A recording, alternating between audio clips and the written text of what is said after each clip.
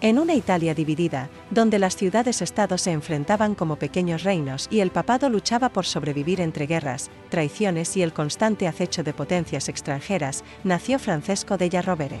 Fue en julio del año 1413, en la modesta localidad de Celle Ligure, dentro de la República de Génova, que vería nacer al hombre que más tarde se convertiría en el Papa Sixto IV. Francesco no nació entre lujos ni en un linaje destinado al poder. Provenía de una familia humilde, pero su intelecto, fervor religioso y ambición serían armas más poderosas que cualquier espada. Pronto ingresó en la orden franciscana, destacándose por su oratoria, su habilidad teológica y su comprensión de los mecanismos del poder eclesiástico. A lo largo de las décadas siguientes, el fraile se convirtió en un destacado profesor de teología, enseñando en prestigiosas universidades como las de Pavía, Bolonia y Padua. Su prestigio intelectual fue tan grande que llegó a ser elegido ministro general de los franciscanos en 1464. En este cargo, demostró una habilidad organizativa férrea, centralizando el poder de la orden y cultivando alianzas en la curia romana. Pero lo más importante, Francesco comprendía que Roma no se gobernaba con fe, sino con poder. En el año 1471, tras la muerte del Papa Pablo II, el cónclave se vio envuelto en un juego de tronos silencioso. Las facciones internas del colegio cardenalicio estaban divididas entre quienes buscaban una figura neutral y quienes querían un papa manipulable. Francesco della Rovere apareció como la opción ideal, un fraile modesto, culto, sin ambiciones aparentes, pero cuya falta de experiencia política lo hacía parecer inofensivo. El 25 de agosto de ese año, Francesco fue elegido papa y adoptó el nombre de Sixto IV. Lo que pocos imaginaban era que aquel fraile ascético traería una era de poder absoluto, guerra, conspiraciones y sangre. Al poco tiempo de su coronación, Sixto reveló su verdadero rostro: no sería un papa contemplativo, sino un estratega que usaría todos los recursos del papado para fortalecer a su familia, expandir su poder y aplastar a sus enemigos. Uno de sus primeros movimientos fue una política sistemática de nepotismo. Elevó a cardenales a varios de sus sobrinos, entre ellos Giuliano della Rovere, el futuro Julio II, y Pietro Riario, quien se convirtió en una de las figuras más extravagantes de la corte pontificia. Convirtió a la familia della Rovere en una auténtica dinastía, comparable a los Borgia y los Medici. Pero el poder en Italia era un juego delicado. Roma estaba sitiada por enemigos internos y externos. La República de Florencia, gobernada por Lorenzo de Medici, se mostraba cada vez más independiente y hostil. En Milán, el duque Galeazzo María Sforza aspiraba a controlar los destinos del norte. Venecia, mientras tanto, no cesaba en sus ambiciones territoriales. Sixto IV tomó una decisión: debía destruir a Lorenzo de Medici. Para ello, se alió con la familia Pazzi, enemigos de los Medici en Florencia, y con el arzobispo de Pisa, Francesco Salviati. Juntos, urdieron una de las conspiraciones más infames del Renacimiento, la conspiración de los Pazzi. El plan era audaz y brutal: asesinar simultáneamente a Lorenzo de Medici y a su hermano Giuliano durante una misa solemne en la Catedral de Florencia, un día domingo, frente al pueblo. Una ejecución quirúrgica, pública, que provocara el caos y permitiera que las fuerzas pontificias tomaran la ciudad. El día elegido fue el domingo 26 de abril de 1478. Mientras los fieles escuchaban el Evangelio, los asesinos se lanzaron sobre los hermanos Medici. Giuliano cayó, apuñalado con furia. Pero Lorenzo logró escapar con heridas leves, refugiándose en la sacristía. La conspiración fracasó. Los florentinos, leales a los Medici, se volcaron con furia contra los conspiradores. El arzobispo Salviati fue colgado desde una ventana del Palazzo della Signoria. Varios miembros de la familia Pazzi fueron ejecutados sin juicio. Las calles de Florencia se tiñeron de sangre. Lorenzo, furioso, acusó directamente a Sixto IV de haber orquestado la conspiración. Aunque el Papa negó toda implicación directa, su excomunión contra Lorenzo y su interdicto contra Florencia no dejaron dudas de su postura. Así comenzó un conflicto sangriento entre los estados pontificios y la República de Florencia. Las tropas papales avanzaron sobre la Toscana, aliadas con el rey de Nápoles, Ferrante de Aragón. En respuesta, Lorenzo viajó personalmente a Nápoles, arriesgando su vida, y logró una alianza secreta con Ferrante, dejando aislado a Sixto IV. La paz llegó finalmente en 1480, pero no sin haber dejado cientos de muertos en las regiones de Umbría y Toscana. Sixto no logró su objetivo de destruir a Lorenzo, pero sí consolidó su fama como un papa guerrero y despiadado. Mientras tanto, en Roma, los Della Rovere seguían acumulando poder y riqueza. Pietro Riario, convertido en cardenal, construyó palacios, organizó banquetes descomunales, e incluso planeó casar a su prima con un miembro de la familia real napolitana, en un intento de fundar una monarquía Della Rovere. Pero la muerte lo alcanzó pronto. En 1474, Pietro murió repentinamente, víctima, según algunos, de envenenamiento. El poder pasó entonces a otro sobrino del Papa, Giuliano Della Rovere, más disciplinado, más frío, y con la mirada puesta en un futuro imperial. Bajo el manto de la religión, Sixto IV se convertía en uno de los más maquiavélicos líderes de la península itálica. Y lo más sorprendente, apenas comenzaba. Consolidado ya como uno de los pontífices más influyentes y temidos de su tiempo, Sixto IV convirtió el trono de San Pedro en el centro de una compleja red de alianzas, traiciones y maniobras geopolíticas. No gobernaba como pastor espiritual, sino como un soberano absoluto, consciente de que el dominio sobre las almas requería primero controlar las espadas. El Papa comprendió que Roma no podía sobrevivir rodeada de enemigos sin una fuerza militar propia. Así, destinó enormes recursos de los estados pontificios a reforzar fortalezas, levantar castillos estratégicos y profesionalizar ejércitos. Su interés por la arquitectura bélica fue tan grande como el que mostró por el mecenazgo artístico. Mandó reconstruir el Castel San Angelo, reforzó las murallas de la ciudad y expandió los arsenales del ejército papal. No obstante, donde su ambición brilló con mayor nitidez fue en su sueño de recuperar Constantinopla y frenar el avance otomano. Desde 1453, la caída de Bizancio había sido una herida profunda en la cristiandad, y Sixto IV vio la oportunidad de liderar una nueva cruzada. Promovió la idea de una guerra santa contra los turcos, utilizando la amenaza otomana como justificación para consolidar su poder temporal. Predicó la cruzada en toda Europa, impuso impuestos especiales a las iglesias y reclutó tropas con la excusa de defender la fe. Sin embargo, detrás de estos llamamientos a la cruzada el pontífice ocultaba otros intereses: desviar la atención de los escándalos de nepotismo, frenar la expansión de Venecia en el Adriático y ejercer presión sobre los reyes cristianos que desafiaban su autoridad. Pero la cruzada nunca se concretó. Las potencias europeas, Francia, Inglaterra, el Sacro Imperio, estaban demasiado enfrascadas en sus propias guerras internas. La flota reunida por el Papa no pasó de operaciones menores en las costas dálmatas. Mientras tanto, en la península itálica, los conflictos no cesaban. Las luchas con Florencia, si bien oficialmente finalizadas, habían dejado abiertas heridas que no tardarían en supurar. Roma, bajo el mandato de Sixto, se convirtió en un nido de espías, asesinos y emisarios secretos. Uno de los casos más oscuros fue el asesinato de Girolamo Riario, otro de los sobrinos del Papa. Sixto había nombrado a Girolamo señor de Imola y Forlì, dos ciudades clave en la Romagna. Su poder local creció rápidamente, desafiando a familias rivales como los Ordelaffi y los Manfredi. Para consolidar su dominio, Girolamo no dudó en ejecutar a opositores, incendiar villas y usar el miedo como herramienta de control. Pero esa violencia no era gratuita, era parte de la estrategia papal para expandir los estados pontificios en el norte de Italia. Cada ciudad anexada fortalecía la posición de Roma frente a Milán y Venecia. Las campañas militares eran acompañadas por pactos diplomáticos secretos, chantajes a obispos locales y asesinatos selectivos. Uno de los momentos más tensos se produjo en 1481, cuando Sixto IV excomulgó abiertamente a varias ciudades del norte por desafiar su autoridad. Las tropas pontificias entraron en acción, y la región se convirtió en un tablero de guerra constante, donde los soldados luchaban bajo estandartes con cruces, pero actuaban como bandidos armados. A pesar de la violencia, el Papa mantenía una fachada de santidad y patrocinio. Fue durante estos años que mandó construir uno de los símbolos más eternos de su pontificado, la Capilla Sistina. Bajo su encargo, el arquitecto Giovanni de Idolzi comenzó la edificación de la capilla papal, y se convocó a los mejores pintores de la época, entre ellos Botticelli, Perugino y Ghirlandaio, para decorar sus muros con escenas bíblicas. La Capilla Sistina no era solo un templo de oración, era también un monumento al poder absoluto del pontífice. Cada fresco era un mensaje visual: el Papa era el heredero de Moisés, el sucesor de Pedro, el emperador de un imperio invisible.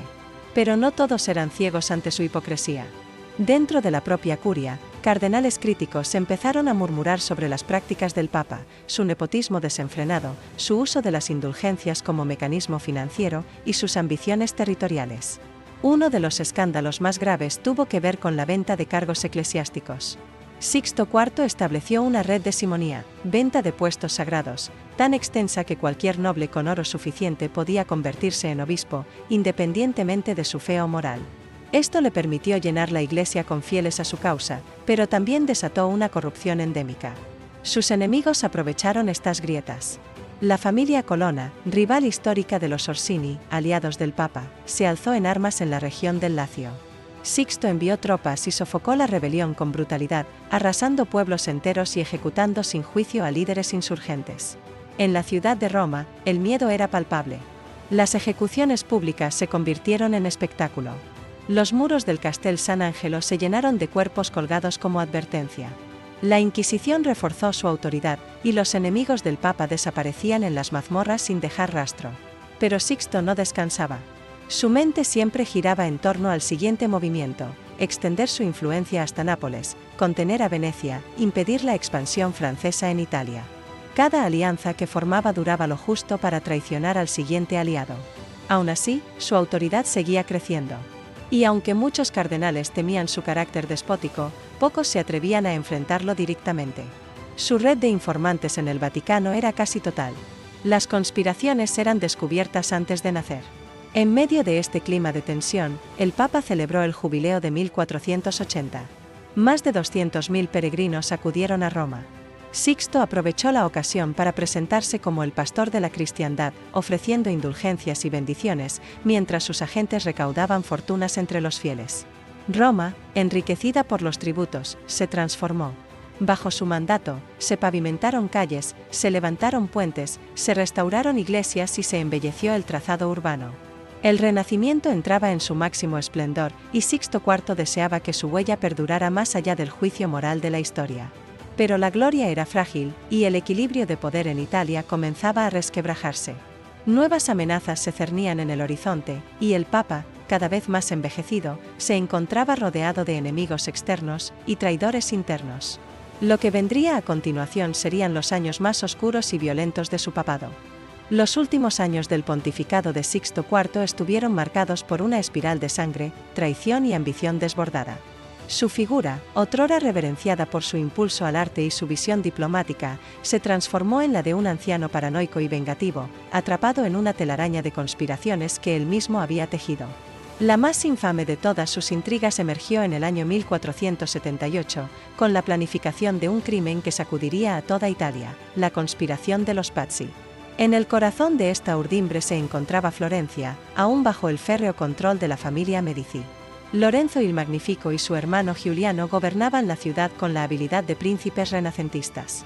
Pero su creciente poder representaba un obstáculo para los intereses papales. Sixto IV, frustrado por la negativa de los Medici a financiar su cruzada fallida y por su injerencia en los asuntos de Imola, se alió en secreto con el ambicioso Francesco de Pazzi y con su propio sobrino, Girolamo Riario. Para llevar a cabo el magnicidio, también se sumó al complot el arzobispo de Pisa, Francesco Salviati, y miembros de la curia pontificia.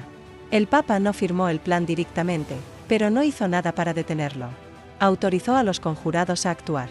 El escenario elegido fue la majestuosa Catedral de Santa María del Fiore, durante la misa del Domingo de Resurrección. El 26 de abril de aquel año, los cuchillos se desenvainaron bajo las columnas del templo. Giuliano de Medici fue apuñalado hasta la muerte frente al altar, mientras que Lorenzo logró escapar con heridas, refugiándose en la sacristía. El crimen horrorizó a la ciudad, pero la conspiración fracasó. La respuesta de Florencia fue brutal. Los conspiradores fueron perseguidos, capturados y ejecutados sin piedad. El arzobispo Salviati fue colgado por el cuello desde una de las ventanas del Palazzo della Signoria. El cadáver de uno de los asesinos fue arrastrado por las calles, y otros fueron decapitados, desmembrados o linchados públicamente. Lorenzo de Medici, que había sobrevivido, juró venganza. Denunció al Papa ante las Cortes Europeas, revelando su complicidad en el complot. Sixto IV respondió no con disculpas, sino con excomuniones. Lanzó la interdicción sobre Florencia, cerrando sus iglesias y ordenando un bloqueo religioso, económico y militar. El conflicto se extendió por la Toscana.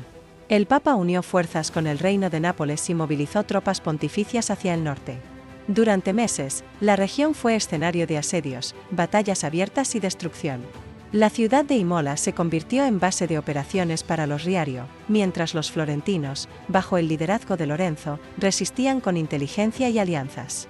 Lorenzo viajó a Nápoles en un arriesgado intento de negociación directa con el rey Fernando I. Sorprendentemente, logró romper la coalición antiflorentina y obtener la paz. Este golpe diplomático dejó al Papa Sixto IV debilitado y expuesto. Había apostado por la fuerza, y la astucia florentina lo había superado. Aquel fracaso marcó el inicio de su declive. En Roma, el ambiente se tornó sofocante. La corrupción en la curia alcanzó niveles escandalosos. Las arcas papales, saqueadas por campañas militares y proyectos faraónicos como la Capilla Sistina, dependían ahora de la venta desenfrenada de indulgencias, cargos eclesiásticos y favores personales. Los Orsini, familia aliada del Papa, se enfrentaron abiertamente con los Colonna, sus históricos enemigos. El campo romano se convirtió en territorio de guerra de guerrillas, con emboscadas, asaltos a villas y destrucción de cosechas. Las tropas papales, lejos de proteger al pueblo, se comportaban como bandas armadas, saqueando pueblos bajo el pretexto de la fe. Roma misma fue escenario de episodios siniestros. El cadáver de un cardenal rival apareció flotando en el Tíber. Un monje dominico fue quemado vivo por denunciar la simonía. El ambiente era denso de miedo y rumores. Se decía que en las criptas del Vaticano se practicaban ritos para proteger al Papa de la traición, que en las noches se reunían conjurados y que el Santo Padre recurría a videntes y alquimistas para anticipar las conjuras.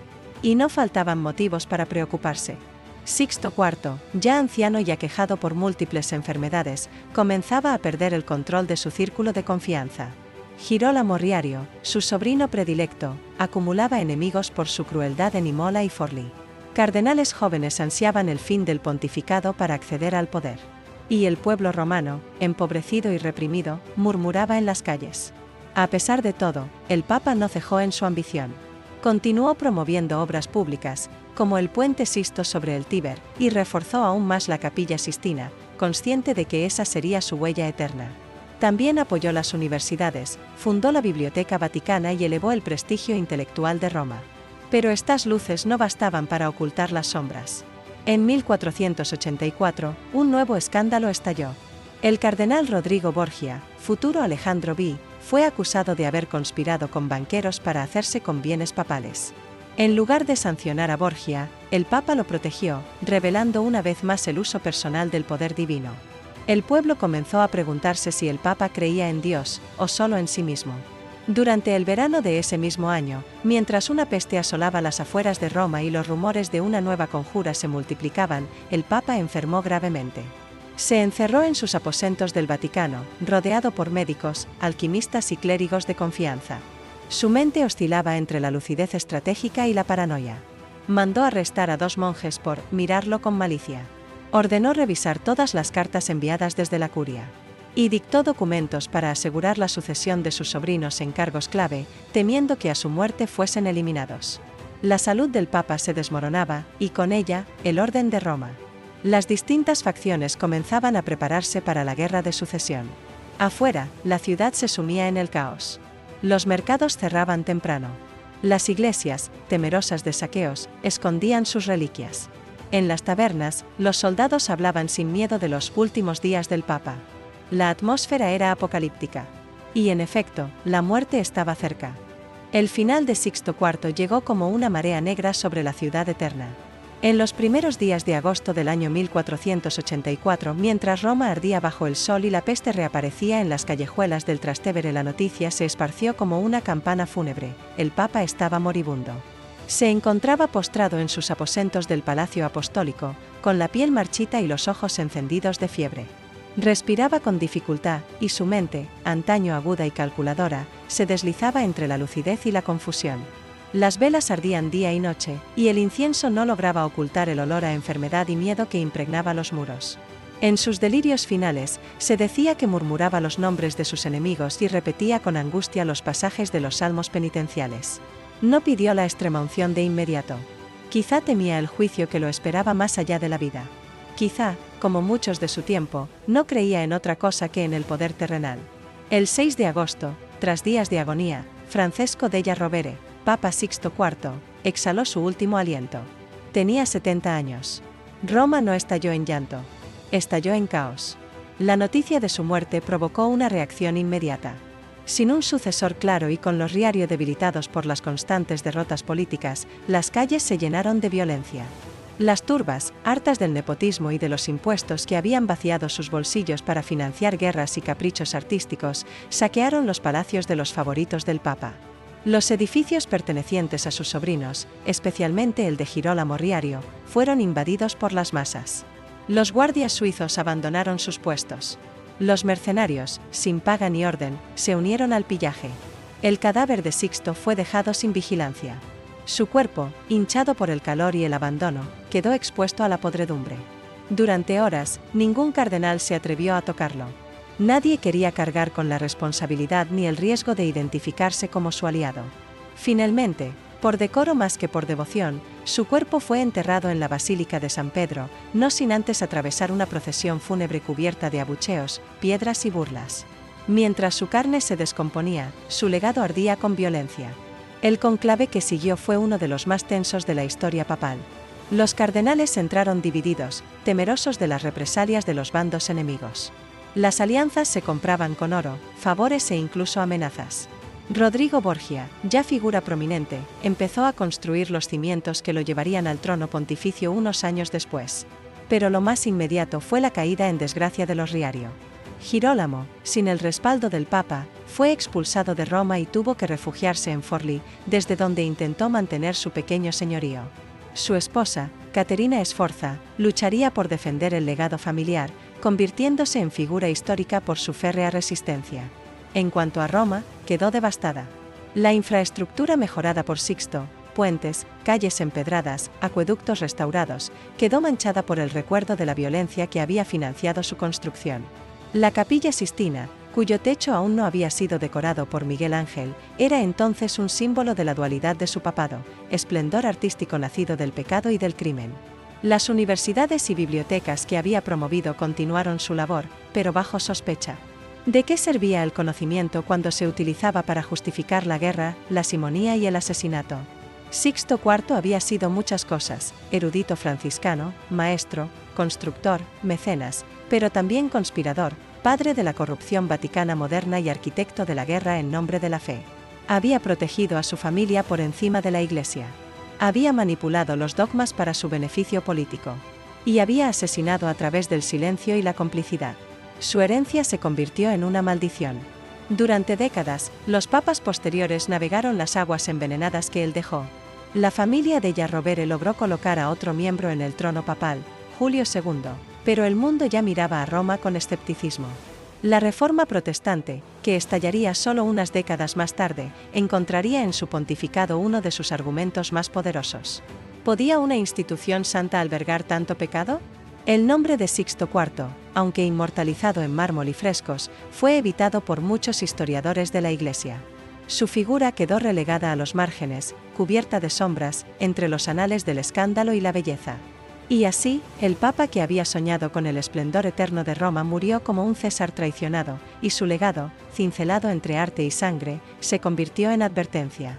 Que el poder absoluto, aún en manos ungidas, devora todo lo que toca.